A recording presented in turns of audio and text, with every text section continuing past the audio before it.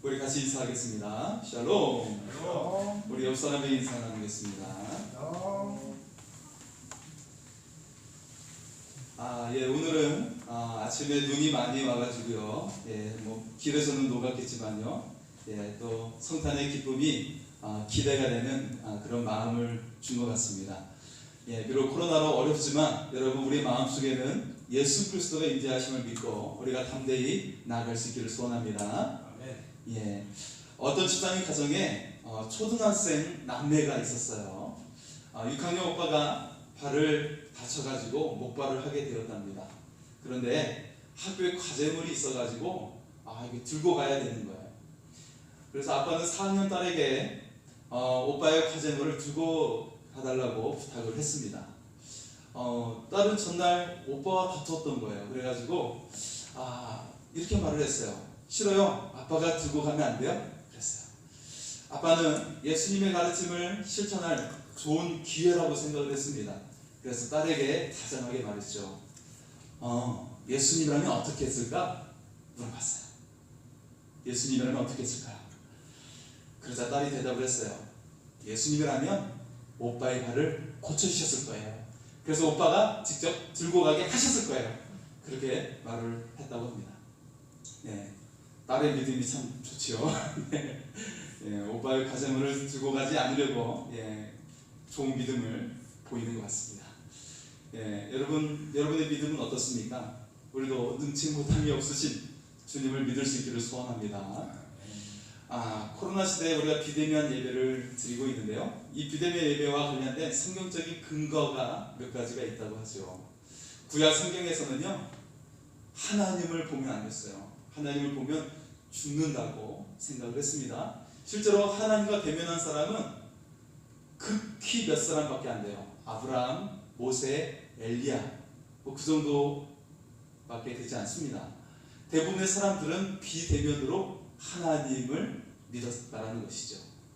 신약 시대는 어땠어요? 예수님이 살아계시는 동안에는 예수님을 직접 제자들이 만났어요. 그죠? 예수님을 직접 대면했습니다.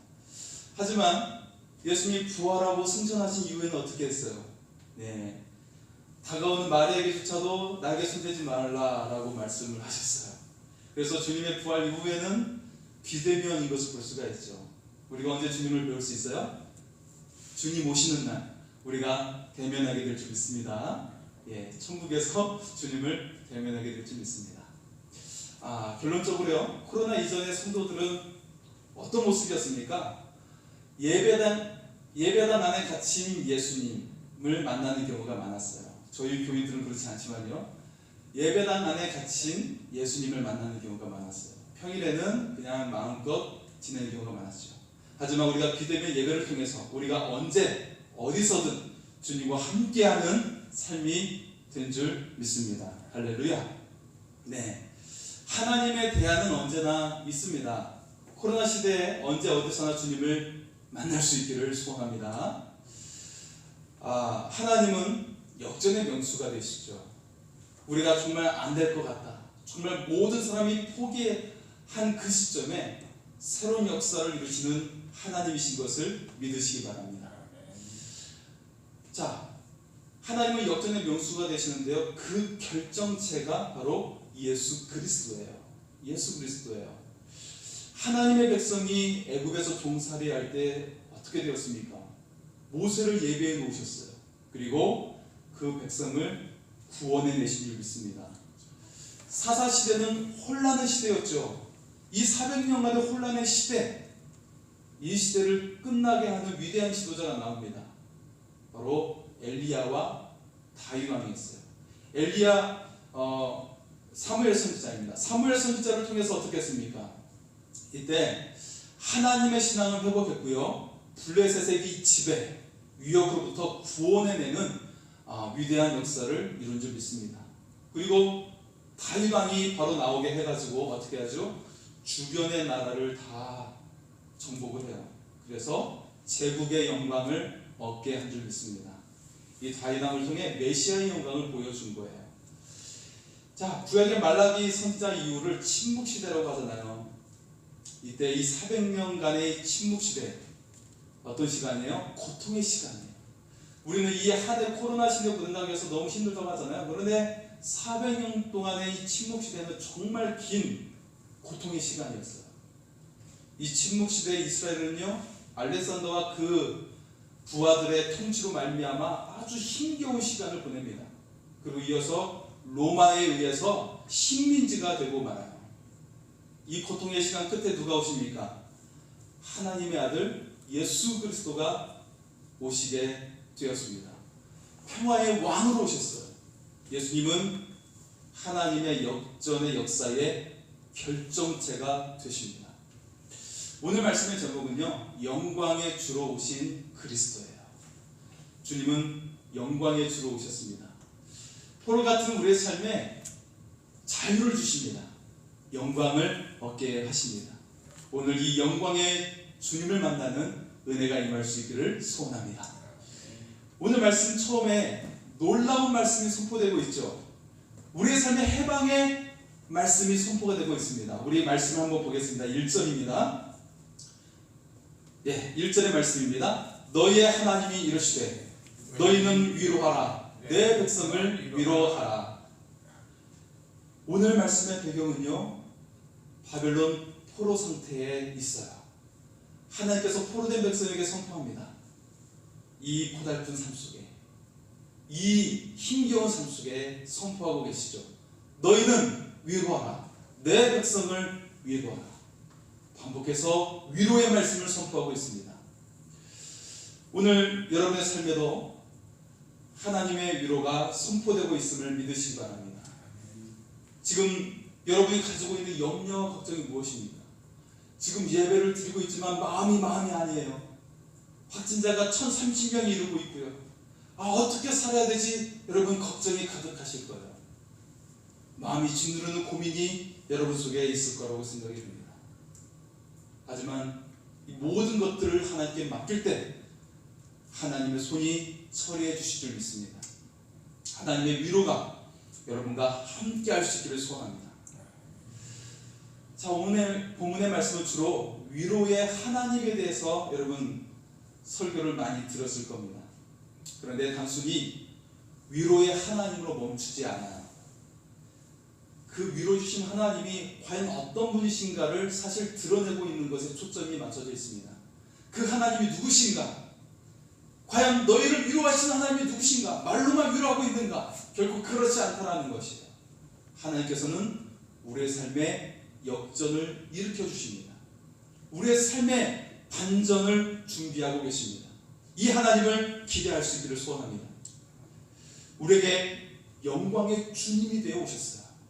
우리를 영광스럽게 하시는 예수 그리스도로 오셨습니다. 오늘 그리스도를 통해 영광스럽게 되는 은혜가 임할 수 있기를 소원합니다. 오늘 본문 속에서 영광의 주로 오신 그리스도의 모습이 곳곳에 등장합니다. 크게 세 가지의 모습을 여러분에게 소개합니다. 먼저 여호와의 영광이에요. 5절의 말씀을 한번 보실까요? 5절의 말씀입니다. 여호와의 영광이 나타나고 모든 육체가 그것을 함께 보리라. 이는 여호와의 입이 말씀하셨느니라. 아멘. 여러분, 여호와의 영광이 무엇일까요? 여호와의 영광은 모든 사람을 구원하시는 바로 예수 그리스도입니다. 하나님의 영광은 곧 예수 그리스도예요. 모두가 흑암 속에서 빛을 볼 수가 없어요. 이 침묵 시대에 하나님이 어떤 모습으로도 말씀하시지도 않고 보여주시지도 않는 거예요. 이 식민지 지배 아래에서 자유함을 누릴 수가 없고 내가 마음껏 돈을 벌 수도 없어요. 내 꿈을 펼칠 수도 없어요. 지금 이 코로나 시대와 똑같습니다. 청년들이 아픈 향해 나갈 수가 없어요. 가장이 마음껏 일을 할 수가 없어요. 침묵 시대에 있습니다. 답답하고 짓누르는 이 시대에 우리를 구원하시는 구원의 주님으로 예수 그리스도가 오신 줄 믿습니다. 하나님의 영광의 결정체는 바로 예수 그리스도입니다. 자, 그 주님에 대해서 오늘 본문 속에 주님의 길을 예비하는 자가 등장합니다. 3절의 말씀이죠. 3절입니다. 외치는 자의 소리여 이르되 너희는 광야에서 여호와의 길을 예비하라. 사막에서 우리 하나님의 대로를 평탄하게 하라. 아멘. 이 외치는 자가 누구입니까? 세례 요한이에요. 너무 잘 알고 있는 세례 요한. 이 세례 요한이 먼저 와서 예수님의 길을 예비하였습니다. 이사야의 예언대로 그 길을 예비해 놓았죠. 여러분, 하나님의 영광의 결정체가 바로 예수 그리스도입니다. 우리를 구원하시기 위해서 하나님이신 주님이 인간의 몸을 입고 오셨어요. 포로되고 억압된 삶에서 구원하시기 위해 오셨습니다. 코로나를 겪으면서 우리 인간이 얼마나 연약한지 깨닫게 되죠. 전문가들은 지구온난화로 다양한 일이 일어날 것이라고 경고하고 있죠. 태풍의 빈번함, 기근, 해일, 이상기후, 질병 등 전문가들은 오히려 이 코로나가 순환현상에 지나지 않는다고 말해요. 우리의 호흡기로 인한 사망, 이 세상에 질병이 무서운 질병이 얼마나 많이 있습니까? 근데 이것은 호흡기로 인한 사망, 잘 처치만 하면 살릴 수 있는 질병이죠. 여러분, 이처럼 우리는 연약한 인생을 살고 있어요. 이 연약한 인생에 반드시 필요한 것이 무엇입니까? 바로 예수 그리스도의 구원입니다. 그리스도가 없는 삶은 우리가 제정신으로 살아가기가 참 힘든 것을 볼 수가 있어요. 흉악한 범죄자들이 많아요. 어제는 조두순이가 출소했다고 난리가 났죠. 새벽부터 나와가지고 거기 교도소 앞에서 사람들이 막 모여가지고 계란을 던지고 차에 위에 올라탄 사람도 있고 그랬어요. 그런데 또 다른 소식은 그보다 더 흉악한 자가 곧 또 출소한다는 소식이 있어요. 그것 때문에 또 언론이 조금씩 그 소식을 전하고 있어요. 여러분, 평범한 사람도 요즘 같은 세상에는 이상해질 수 있는 여러 가지 조건들이 있어요. 삶의 안정감을 어디에도 줄 수가 없는 거예요. 아주 순한 사람도 지금 같은 시대에 정말 감정의 변화가 많이 일어날 수가 있어요. 우울증을 겪는 사람 많이 있고요. 여러분, 이 험난한 세상 가운데 우리를 능히 구하시는 분이 누구십니까? 우리의 삶에 안정감을 주실 분이 누구십니까? 바로 예수 그리스도인 줄 믿습니다. 하나님의 영광이 되시는 분, 우리를 구원해 주시는 분, 예수 그리스도입니다. 자, 두 번째 모습은 바로 하나님의 말씀으로 오셨다는 거예요. 이사야서는 우리의 인생을 어떻게 표현하고 있습니까? 6절의 말씀을 볼까요? 자, 우리의 인생의 모습을 6절에 표현합니다. 모든 육체는 풀이요 그의 모든 아름다움은 들의 꽃과 같으니. 굉장히 아름다운 말씀이죠. 아름다운 말씀이에요. 우리의 인생이 풀이요 꽃과 같다. 우리 인생은 정말 꽃과 같은 인생이에요. 정말 아름다운 인생이에요. 우리가 결혼을 하고 또 자녀를 결혼을 하고 또 아기를 보고 또 손주를 보게 되면 여러분 어떻습니까? 너무 아름답잖아요. 너무 예쁘잖아요. 그죠? 우리 인생이 참 꽃처럼 아름다워요. 그런데요, 성경은요 그렇게 꽃과 같고 풀과 같은 인생인데 이 인생이 근본적으로 어떤 인생인지를 우리에게 밝히고 있습니다. 모든 육체는 풀이라고 말하고 있어요. 그리고 7절에 다시 한번 반복하죠. 이 백성은 실로 풀이로다. 짧지만 매우 강력한 표현입니다. 이 백성은 실로 풀이로다. 인생이 순식간에 지나가는 풀에 지나지 않는다고 말해요. 한 해가 저물면 같이 시들어버리는 풀에 지나지 않는다고. 한 계절이 지나면 없어져 버리는 꽃에 지나지 않는다고 말을 하고 있습니다. 매우 연약한 풀에 지나지 않는다. 한때 네가 성공해서 떵떵거리며 살고 있느냐? 네가 지금 성공했다고 자랑하고 있느냐? 풀에 지나지 않는다 말씀하고 있습니다. 그리고 8절은 우리에게 쐐기를 받는 말씀을 하고 있습니다. 매우 사실적이면서 정신을 확 깨우는 말씀이죠. 8절의 말씀을 보겠습니다. 풀은 마르고 꽃은 시드나 우리 하나님 말씀은 영원히 서리라 하라. 아멘. 풀과 꽃은 시들게 되는 거예요. 불과 꽃과 같은 인생은 결국 시들게 됩니다. 내가 나이 들어 시들든 지금 이 지구촌의 상황이 어려워서 우리는 시들게 됩니다. 하지만 하나님의 말씀은 영원하다고 말씀하고 있습니다. 하나님의 말씀이 무엇입니까? 곧 예수 그리스도입니다. 짧은 연약한 인생의 소망이 무엇입니까? 우리의 조건이 아니에요. 상황이 아니에요. 오직 우리의 소망은 예수 그리스도인 줄 믿습니다. 죽어서도 우리가 하나님 나라에 가게 되는 거예요. 그리고 살아서도 하나님의 나라를 누리며 살아가게 되는 것입니다. 왜요? 우리 속에 예수 생명이 있고 우리는 이미 구원함을 입었기 때문입니다. 우리가 가야 될 곳도 하나님 나라이기 때문에 우리는 죽어도 하나님 나라, 살아도 하나님 나라를 살아가는 주의 백성인 줄 믿습니다. 우리의 인생은 하나님께서 책임져 주심을 믿습니다. 하나님의 자녀들이 되었기 때문입니다. 사랑하는 여러분, 우리가 살아도 하나님 나라를 이미 살아갈 수 있기를 소원합니다. 우리가 죽어도 하나님 나라에 들어가는 주의 성도가 될 줄 믿습니다. 이처럼 예수 그리스도가 오신다는 소식은 아름다운 소식이에요. 자, 9절에 이렇게 말씀을 하고 있습니다. 아름다운 소식을 시온에 전하는 자여, 너는 높은 산에 오르라. 아름다운 소식을 예루살렘에 전하는 자여, 너는 힘써 소리를 높이라. 두려워하지 말고 소리를 높여 유다의 성읍들에게 이르기를 너의 하나님을 보라 하라. 아름다운 소식, 곧 예수 그리스도입니다. 이 구원의 소식을 소리 높여 전하라고 말씀하고 있습니다. 자유를 선포하는 소식이에요. 새로운 삶의 소식입니다. 새로운 존재가 되었다는 소식입니다. 그리고 우리에게 그것을 두려워하지 말고 소리를 높이라고 말씀하고 있습니다. 오늘 말씀에 예수 그리스도를 드러내는 세 가지가 등장하고 있었어요. 5절에는 여호와의 영광, 그리고 8절에는 하나님의 말씀, 9절에는 아름다운 소식이라고 드러내고 있습니다. 예수 그리스도는요, 여호와의 영광이 되시고 하나님의 말씀이 되시고 아름다운 소식이 되십니다. 우리의 삶은 어떻습니까? 마치 바벨론 포로성을 같아요. 로마의 지배 아래 놓인 그런 억압된 상태와 같아요. 삶이 불안정해요. 어떤 일이 일어날지 몰라요. 내가 열심히 노력해도 꿈을 펼칠 수가 없는 상황에 놓여 있어요. 코로나 상황이 악화되고 있죠. 요즘 백신이 만들어져도 아직은 답답한 삶을 살아가야 합니다.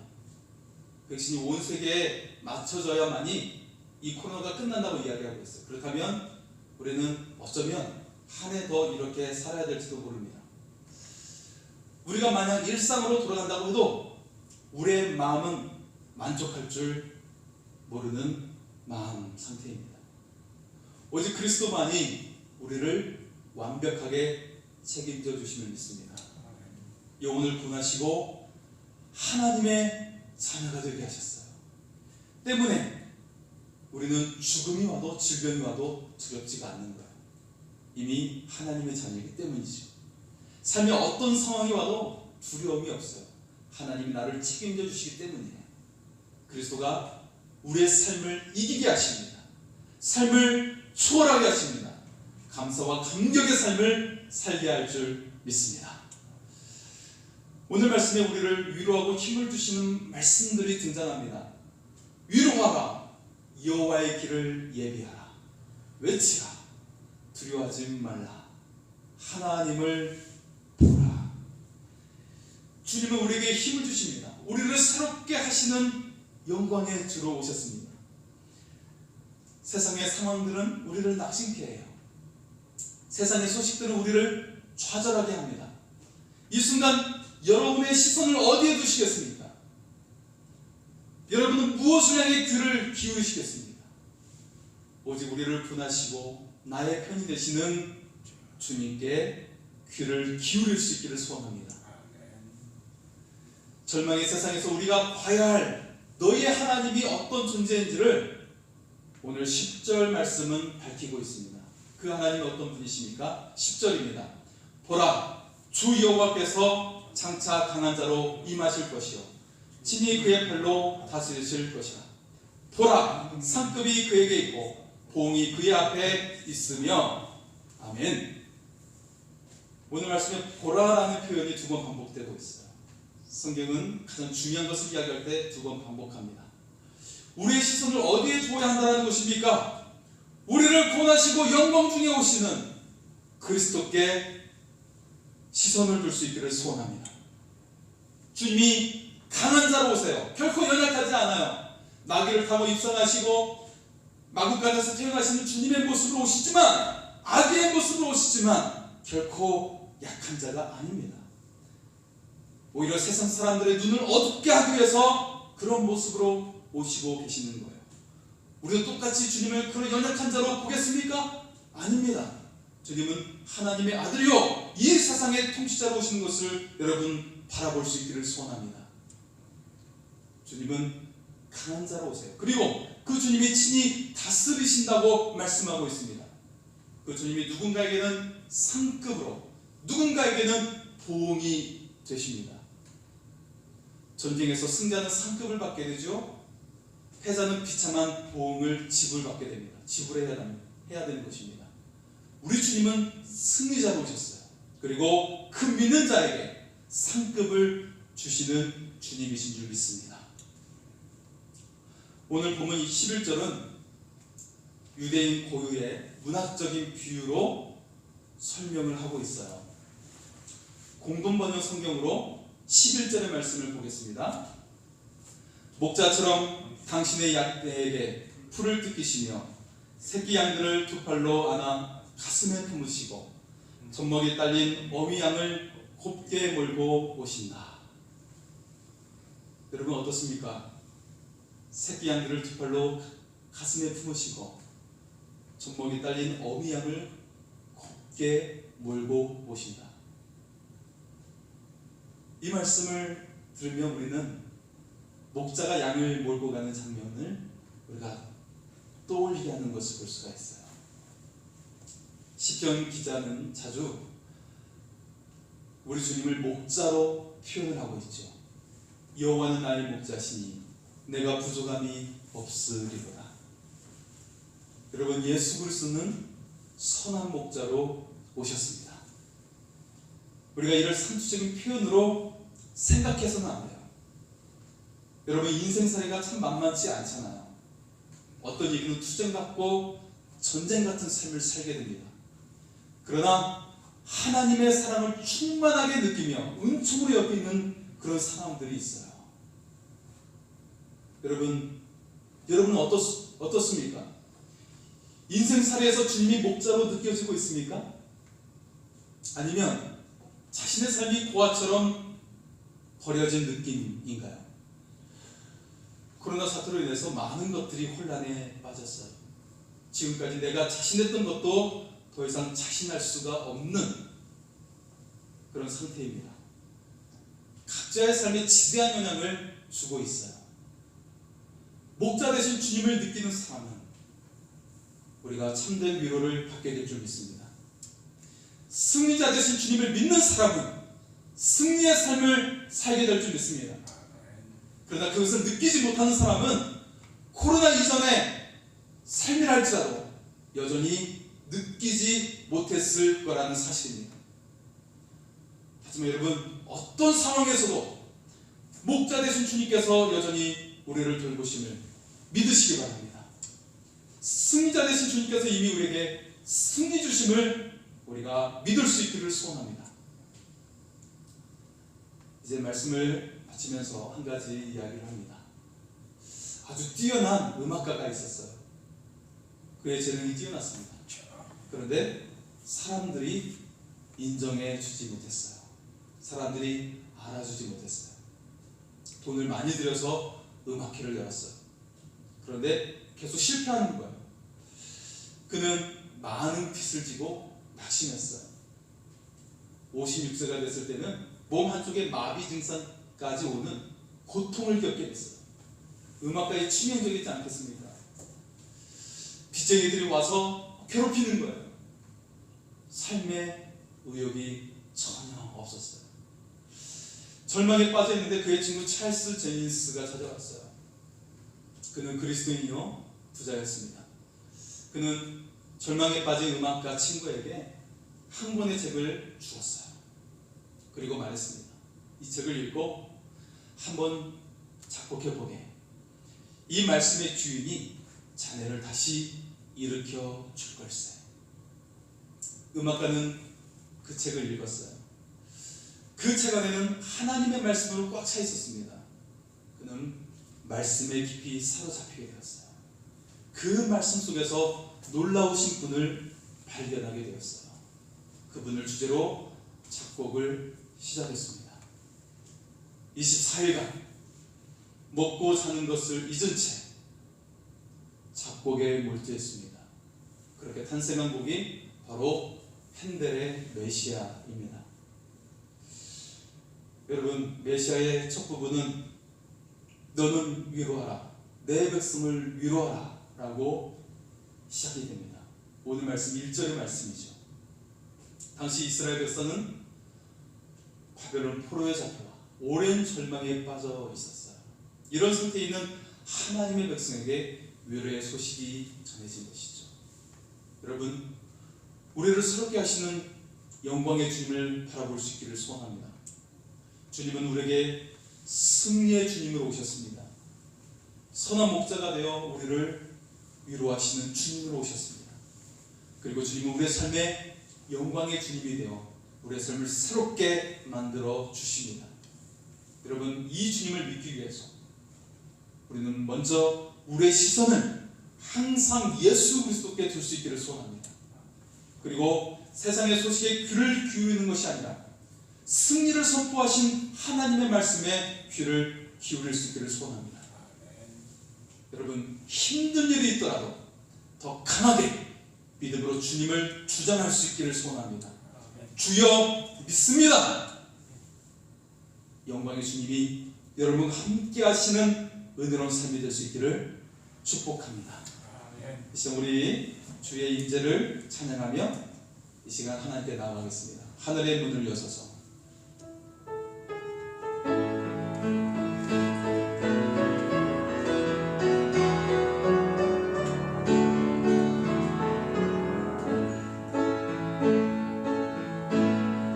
하늘의 문을 여소서 이곳을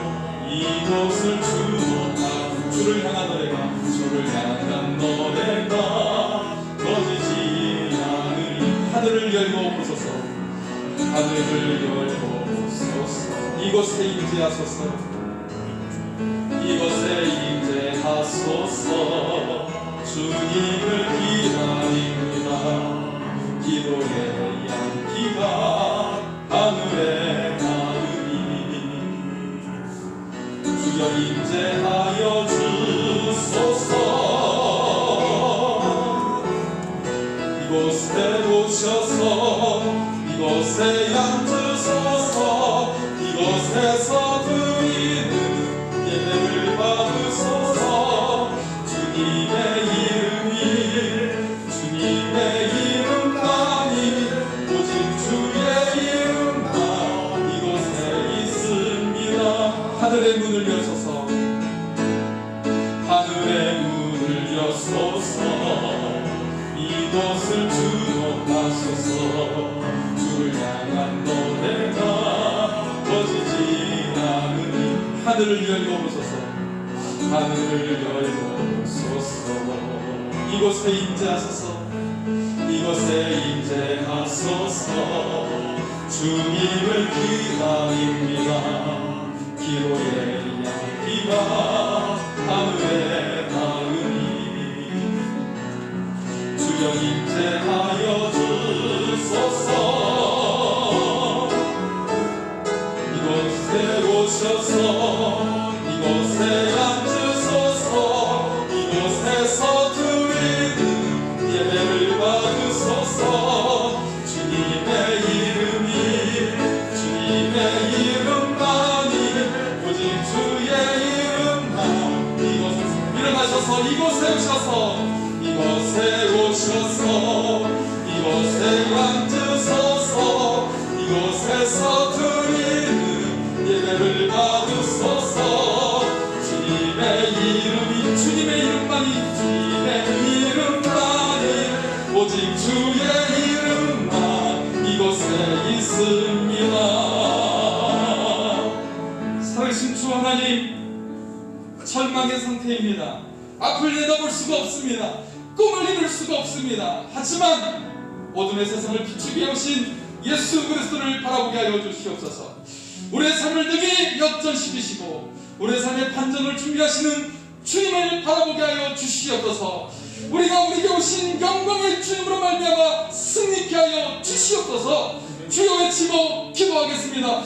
주여!